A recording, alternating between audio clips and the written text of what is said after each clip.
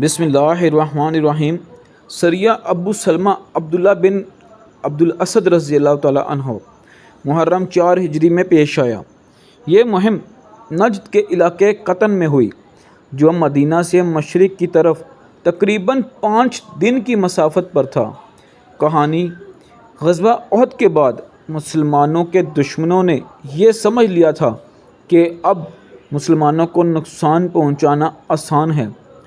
اس موقع پر بنو اسد بن خزیمہ قبیلے نے قریش کی ترغیب پر مسلمانوں پر حملے کی تیاری شروع کر دی۔ رسول اللہ صلی اللہ علیہ وسلم کو یہ اطلاع ملی کہ بنو اسد قبیلہ قریش کی مدد سے مدینہ پر اچانک حملہ کرنا چاہتا ہے۔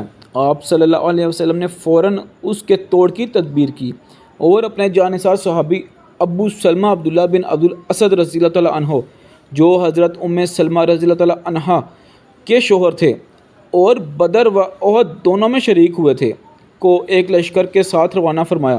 اس لشکر میں 150 مجاہدین شامل تھے۔ ان کے ساتھ حضرت مجدی بن عمرو جہنی رضی اللہ تعالیٰ عنہ بھی تھے، جو ان راستوں کے ماہر تھے۔ قطن پر حملہ: حضرت ابو سلمہ رضی اللہ تعالیٰ عنہ اپنی جماعت کے ساتھ نہایت سرعت سے روانہ ہوئے اور اچانک بنو اسد پر ٹوٹ پڑے۔ دشمن کو اس حملے کی بالکل خبر نہ تھی۔ وہ اپنی بستی چھوڑ کر بھاگ نکلے اور پہاڑوں میں پناہ لی۔ مسلمانوں نے ان کے اونٹ، بکریاں اور سامان اپنے قبضے میں لے لیا۔ اس مال غنیمت کو مدینہ واپس لایا گیا اور حسب معمول تقسیم کر دیا گیا۔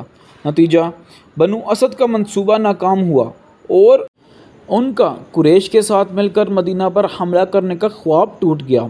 ارد گرد کے قبائل پر مسلمانوں کی ہیبت بیٹھ گئی کہ وہ دور دراز علاقوں میں بھی فوری کارروائی کرنے کی صلاحیت رکھتے ہیں۔ مدینہ مزید محفوظ ہو گیا اور دشمنوں کی ہمت ٹوٹ گئی۔